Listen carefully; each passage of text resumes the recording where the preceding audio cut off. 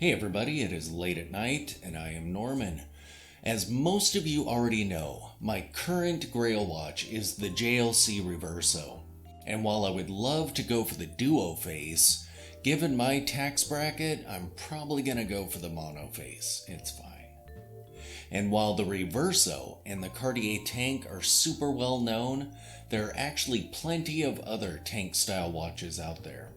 Tonight we are going to explore some of these, from the most accessible all the way up to the not so accessible at all. So let us begin.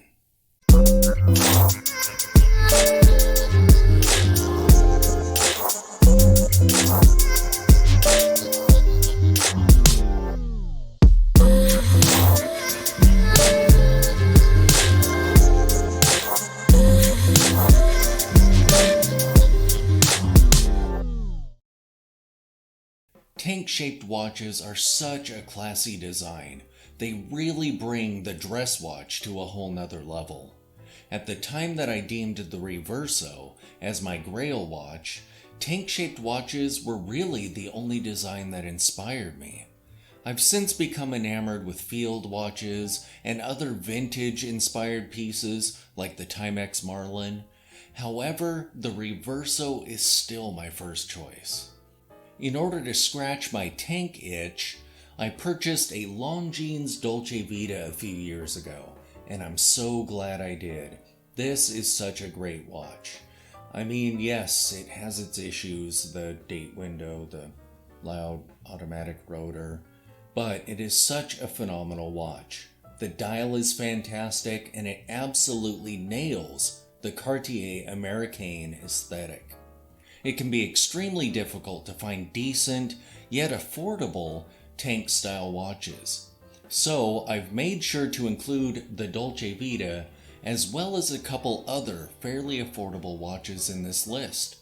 And the first watch is one such affordable watch. The Eriksen Man's Classic at $48. Eriksen is headed up by a husband and wife team, John and Linda Webb. They run the company out of a converted chapel in Norfolk. They design their own watches, and their goal is to create a modern classic, infused with traditional elegance. These are affordable quartz watches with Japanese movements in them. However, the website does not specify the movement that they've gone with. And given that the watches are listed as gold or silver plated, and with mineral crystals, I would not consider these high quality, as the website claims. Affordable, yes.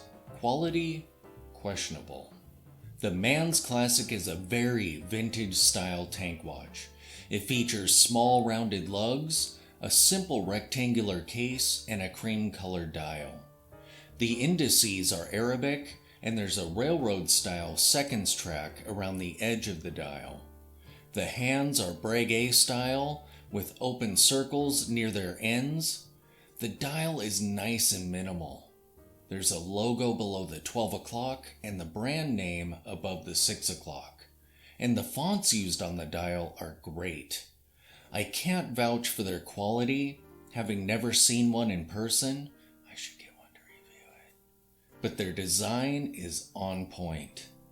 This watch's specifications are a precision Japanese quartz movement, water resistant, remove for shower, so I'm guessing probably 30 meters at most, scratch resistant mineral crystal, long lasting Sony battery. The case length is 39 millimeters, the case width is 29 millimeters, and the lug to lug is 22 millimeters. And I've included a link to the Eriksen website in the description below, so you can check them out yourself. The next watch is the Oris 01561 7693 4031 07 52225 FC Men's Rectangular at $679. Now would be a good time to insert a pronunciation disclaimer before I get into the history of some of the brands that remain on this list. I apologize for my mispronunciations. Oris was founded in 1904 by Paul Caton and Georges Christian in the Swiss town of Holstein. They named the company after a brook located near their founding town. The company began with the purchase of a closed Lohner & Co. factory. In 1925, Oris began producing bracelets and thereby converting their pocket watches into their first wristwatches. In 1938, Oris produced its first escapements. However, it wasn't until 1952 that Oris produced their first automatic movement. Today, Oris is one of the very few privately held Swiss watch companies left in the world. The particular Oris watch that I'm discussing tonight, with the impossibly long reference number, has a very classy dial, and it appears to be on par with watches like the Dolcevita. It has Arabic numerals and a railroad-style seconds track on the inside of the numerals. It has a date window, unfortunately, at the 6 o'clock. The hands are silver-colored and sword-shaped. The dial is also silver-colored and has only Oris Automatic called out, just below the 12 o'clock. It has a cool radial texture that becomes more pronounced on the outside of the seconds track. These watches retail for about $679, and the specifications of the watch are: it has a stainless steel case, a sapphire crystal, the case dimensions are 30 millimeters by 44 millimeters, the lug width is 22 millimeters, and the thickness is 10.7 millimeters. It has a water resistance of 30 meters. The dial is silver, and the movement is an Oris 561, which is based on the ETA 2671. I've included a link to Oris's website in the description below. The next watch on my list is the Longines Dolcevita, which retails for about $1,600. Longines is now part of the Swatch Group, so their customers benefit from the group's vast resources, and their customer service is actually pretty great. I've personally had to utilize their warranty when my Dolcevita was having issues.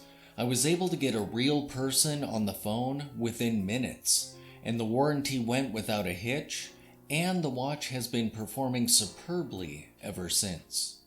For the brand's history and milestones, I'm just going to read it.